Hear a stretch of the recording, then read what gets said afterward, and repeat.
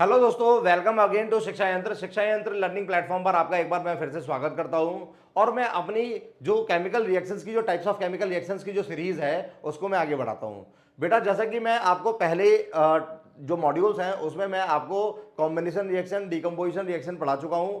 आज हम लोग यहाँ पढ़ेंगे डिस्प्लेसमेंट और डबल डिस्प्लेसमेंट। मैं कोशिश करूंगा इसी मॉड्यूल के अंदर में कंबाइन करके डिस्प्लेसमेंट और डबल डिस्प्लेसमेंट दोनों को मैं आप लोगों तक पहुंचा दूं। चलिए ठीक है, कोशिश रहेगी, नहीं तो दूसरा मॉड्यूल बनेगा। तो मॉड्यूल नंबर 8 के अंदर में बेटा हम लोग सबसे पहले पढ़ेंगे रिएक्टिविटी सीरीज। अभी अभी अभिक्रियाशीलता जिसे हम बोलते हैं। तो अभी यहां पर देखेंगे रिएक्टिविटी सीरीज के अंदर में आप लोग देखेंगे ये सोडियम, ठीक है ना, potassium, sodium, calcium, magnesium, aluminium, zinc, ये आपका iron, lead, hydrogen, copper, mercury, silver, gold, ये सब एलिमेंट्स हैं जो आ चुके हैं। रिएक्टिविटी सीरीज का मतलब क्या होता है? सीरीज का मतलब कि ये ज्यादा रिएक्टिव है, ये उससे कम रिएक्टिव है, ये उससे और कम रिएक्टिव है, ठीक है ना। तो ये रिएक्टिविटी सीरीज में क्या हो रहा है कि रिएक्टिविटी में अगर आप लोग देखेंगे हाई रिएक्टिव, लो रिएक्टिव, उससे और लो रिएक्टिव, ऐसे सीरीज चलती हुई आ रही है। यानी कंपैरिजन अगर करें तो सबसे ज्यादा एक्टिव कौन सा है रिएक्शन में? वो पोटेशियम है। आपको छोटी सी ट्रिक से कुछ एक लेवल तक आप याद कर लेंगे और मेजरली आपको वो जो ट्रिक है वो शायद आपको काम भी करेगी। तो आप ये ट्रिक देखेंगे, अगर इनको याद करने की जो ट्रिक है तो वो ट्रिक क्या है? कालू, नाथ का माली आलू जरा फीके पकाता है। अगर आप इस तरह से देखते हैं तो कालू का सी हुआ, कालू का आपने के लिया, के स्टैंड फॉर पोटेशियम हो गया। नाथ का आपने Na लिया, Na स्टैंड फॉर सोडियम हो गया।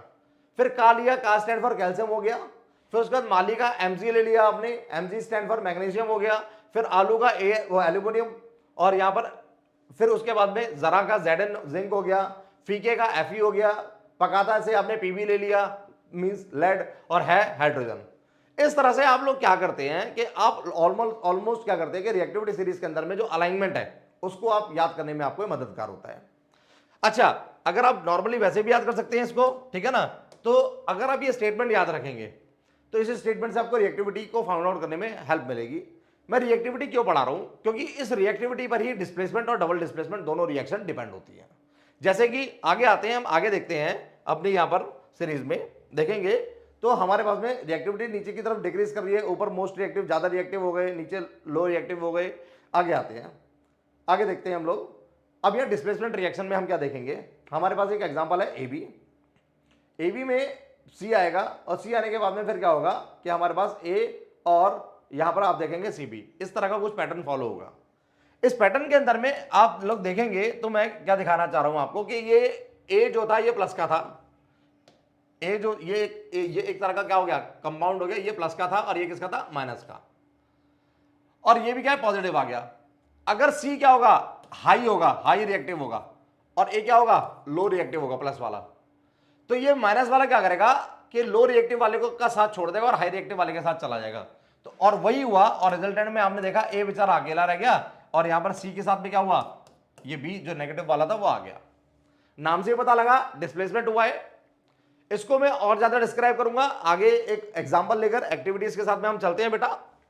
तो मैं और अच्छे से, अगर आपको प्लस माइनस नहीं समझ में आया है तो अगले स्क्रीन पर मैं आपको समझाने की कोशिश करता हूं पूरी डिस्प्लेसमेंट रिएक्शन में, विस्थापन अभिक्रिया में। तो आप यहां देखेंगे टेस्ट ट्यूब में आपको क्या मिला, यहां टेस्ट ट्यूब में आपको क्या क्या चीजें मिल रही हैं, ठीक है ना, वो आप देखेंगे। आपने सैंड पेपर ले लिया है, ठीक है ना, चीजें आपके पास में रखी हुई हैं टेस्ट ट्यूब में। आयरन नेल रखा हुआ है, यानी कील रखी हुई है। कील रखने के बाद में आप और चीजों को क्या देखेंगे, कॉपर सल्फेट का सॉल्यूशन है। ये कॉपर सल्फेट का सॉल्यूशन है, कॉपर सल्फेट को पानी में मिलाया हुआ है, ठीक है ना, और नीले कलर का ये जनरली होता है, ब्लू विट्रॉल भी बोल दिया करते हैं इसे। अब इसमें हमने किलो को डाला, एक जगह कॉपर सल्फेट था, दूसरी जगह कॉपर सल्फेट था, और हमने क्या करा, इसमें किलो को डाला। और किलो को डालने के कुछ समय बाद अगर हमने देखा, 20 मिनट बाद अगर हम देखते हैं तो हम क्या देखते हैं, ये फेंट ग्रीन कलर का हो जाएगा। ये गहरे नीले रंग का ही है और ये कैसा हो गया, फेंट ग्रीन कलर हो गया। कॉपर सल्फेट यहां था, इसका मतलब यहां क्या है कि कॉपर सल्फेट बदल चुका है, कुछ हो चुका है। वो रिएक्शन क्या है, वो रिएक्शन देखते हैं। अब ये फेंट ग्रीन कलर का हो गया, ये बन गया फेरस सल्फेट। यानी यहां कॉपर सल्फेट था, कील डालने के बाद बन गया फेरस सल्फेट। अब ये रिएक्शन को लिखकर देखते हैं। CuSO4 था, CuSO4 में हमने क्या करा, क्या डाला, आयरन डाला। आयरन डालने के बाद में क्या बन गया, ये बन गया हमारे पास FeSO4। अब इस रिएक्शन में हुआ क्या, आपने जब ये CuSO4 को देखा था, जब आपने क्या करा था, ये बेटा CuSO4 को जब देखा था, तो इसमें जो Cu होता है और SO4 जो होता है, ये पॉजिटिव होता है और ये नेगेटिव होता है। ये प्लस का 2 हो गया और ये नेगेटिव आयन हो गया, ये इस तरह से था। और Fe जो था, ये Fe भी वैसे 2+, 3+ दोनों होता है, पर Fe को मैं 2+ मान लेता हूं।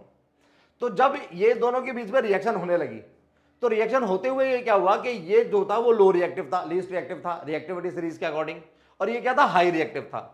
तो ये SO4 जो 2- वाला है, इसने क्या करा, Cu का साथ छोड़ के इसके पास चला गया। अब इसके पास चला गया तो फाइनल रिजल्ट क्या आएगा, Cu तो बेचारा अकेला रह जाएगा, और ये Fe के साथ में क्या हो जाएगा, SO4 हो जाएगा। और उसी का रिजल्ट आपको यहां देखने को मिल रहा है। यानी इस SO4 ने क्या करा, ट्रांसफर कर लिया, Fe के पास आ गया, आया नहीं आया। और इस तरह के रिएक्शन को हम डिस्प्लेसमेंट यानी विस्थापन बोल देते हैं। क्यों, क्योंकि नेगेटिव आयन क्या करता है, खुद को विस्थापित करता है, स्वयं का विस्थापन करता है, इसीलिए इसको डिस्प्लेसमेंट रिएक्शन बोला जाता है। ठीक है, स्पीड में थोड़ा बोल रहा हूं, कंटेंट, ठीक है ना, क्योंकि मुझे ऐसा लगता है कि जब मैं स्लो मोशन में चीजों को पढ़ा रहा हूं तो मॉड्यूल बहुत ज्यादा लंबे हो जाते हैं, वीडियोस लंबी हो जाती हैं, तो आपका इंटरेस्ट थोड़ा थोड़ा डाउन होने लगता है। तो मेरी कोशिश रहती है कि एनर्जेटिक फॉर्म से आप लोग समझने में कोशिश करें और मैं डिलीवर करने में। ये बेटा रिएक्शन भी है और ये एनसीईआरटी का प्रॉब्लम भी है, एक क्वेश्चन भी है आपके पास में कि फेरस सल्फेट का कलर कैसा होगा। यहां पर जो ये नेल थी, नेल जो कील थी वो प्रॉपर ब्राउन हो जाएगी, और उसके ऊपर का जो लेयर था, जो रेडिशनेस थी, वो क्या है, वो खत्म हो जाएगी, यानी जंग जो थी वहां से वो डिस्प्लेस कर जाएगी। और दूसरा आप चीज देखेंगे तो जो कॉपर सल्फेट था, जो ब्लू कलर का था, जिसको हम ब्लू विट्रॉल या हिंदी में नीला थोथा बोल दिया करते हैं, वो कॉपर सल्फेट अपना कलर चेंज करके फेंट ग्रीन में कन्वर्ट हो जाएगा। ठीक है, आइए बेटा आगे और डिस्प्लेसमेंट को थोड़ा सा और कुछ समझने की कोशिश करते हैं, डिस्प्लेसमेंट के साथ में देखेंगे। रिएक्टिविटी सीरीज के अंदर में बता दिया कि कॉपर नीचे आ रहा है, फेरस ऊपर आ रहा है, इसीलिए डिस्प्लेसमेंट हुआ है। अगर लो रिएक्टिव आएगा साथ में तो डिस्प्लेसमेंट नहीं होगा। आगे आते हैं, देखते हैं। इसी तरह से इन्होंने जिंक के साथ में किया, जिंक है, अब यहां पर जिंक के साथ कॉपर सल्फेट लगाया। कॉपर सल्फेट लगाने के बाद में इन्होंने क्या देखा, जिंक सल्फेट हो जाएगा और कॉपर अलग हो जाएगा। कारण उसका, जिंक फिर कहां से, कहीं ना कहीं ऊपर होगा, घेरा ऊपर, और कॉपर कहां है, नीचे है। जब जब क्या होगा कि कॉपर प्लस का था, SO4 माइनस का था, और जैसे ही पॉजिटिव कोई दूसरा सब्सटेंस आएगा, ये क्या करेगा, डिस्प्लेस कर जाएगा। अगर यहां पे वीक वाला आता है तो डिस्प्लेस नहीं करता ये। ठीक है, इस तरह से आपका डिस्प्लेसमेंट रिएक्शन जो है वो आपको समझ में आ गया, जिंक ने कॉपर को डिस्प्लेस कर दिया। ऐसे ही आप और भी आगे देख सकते हैं, लेड के साथ में फिर क्या हुआ, ये कॉपर क्लोराइड आया। कॉपर क्लोराइड फिर से सीरीज देख लेते हैं, लेड ये रहा, कॉपर ये रहा, यानी इससे साफ साफ समझ में आएगा, क्या समझ में आएगा कि लेड भी क्या करेगा, कॉपर को डिस्प्लेस करेगा, यानी ये Cl2 कहां आ जाएगा, लेड के पास आ जाएगा। देखते हैं बेटा, आप देखेंगे तो यहां भी क्या हो गया, ये Cu देख रहे हैं आप, कौन सा वाला Cu, ये Cu जो था, ये Cl जो था ये वाला, ये कहां आ गया, ये रहा, लेड के साथ आ गया। और बेचारे Cu को क्या कर दिया, अकेला कर दिया। आप देखेंगे तो Cu क्या हो गया, बेचारा अकेला हो जाएगा। तो इस तरह से आपको डबल डिस्प्लेसमेंट रिएक्शन के 3 एग्जांपल्स आपके सामने यहां अवेलेबल हो चुके हैं। ठीक है, और डिस्प्लेसमेंट रिएक्शन के, यहां पर लीड ने डिस्प्लेस कर दिया कॉपर को। उम्मीद करता हूं वीडियो को थोड़ा शॉर्ट ही रहने देते हैं, और उम्मीद करता हूं कि डिस्प्लेसमेंट आपको समझ में आ गया होगा। मैं अगला मॉड्यूल में आपको डबल डिस्प्लेसमेंट समझाने की कोशिश करता हूं और प्रेसिपिटेशंस को लेकर आता हूं। Keep learning, keep practising.